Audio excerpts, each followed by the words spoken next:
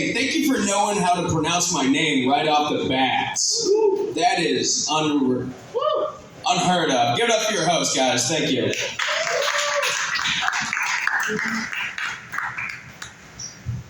So yeah, I'm Liam. I'm from here, but I've been living in Florida for the past 8 years, and I've had to adjust. Florida changes a man. There's a lot of things that they don't tell you about.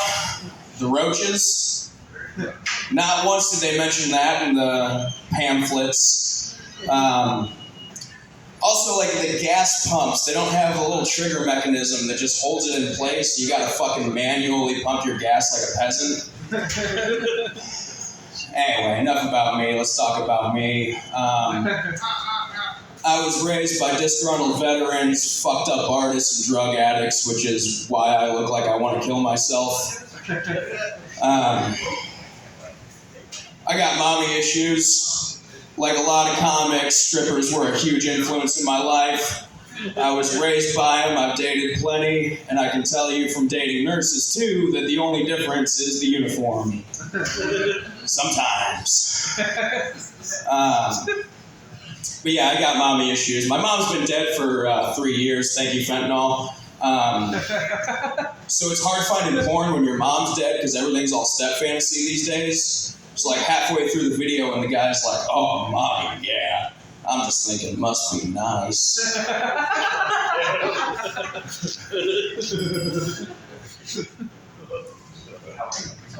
I feel like I made it through my childhood pretty unscathed though because I never got molested.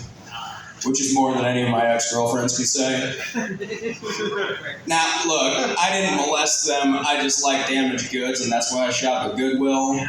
But, yeah, when I was a kid, like, hanging out with my friends, I had this one buddy whose parents were, like, real snobby, and first glance they got at me said, he looks like a fucking heroin addict. And I thought, I'm only 6. I guess I was the damaged goods all along. Fine.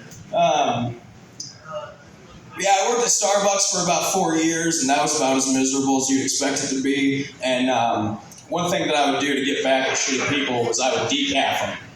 So, be nice to your baristas, because that service with a smile comes at your cost. But my thoughts started growing darker.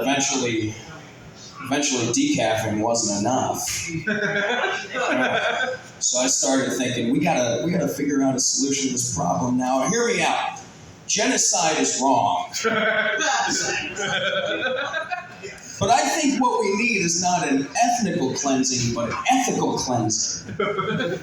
So if your Starbucks drink includes more than 7 steps, step into my gas chamber, because we don't need you anymore.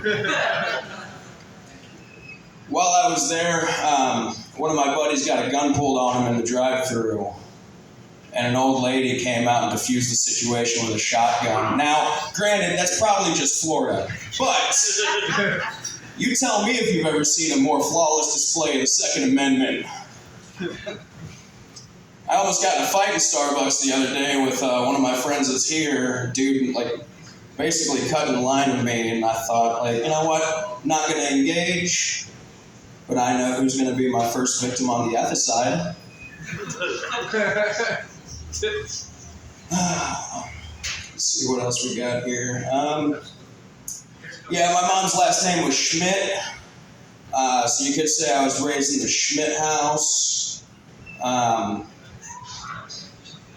Sometimes somebody might, go to rehab or get a DUI, which is a result of schmitting the bed. Might also be a parking lot fist fight, which is what we consider going ape Schmidt. I work in a German restaurant now, and that's pretty weird, German restaurant in Florida. But, ladies, just imagine how good this looks in a pair of lederhosen. Making dreams come true, baby.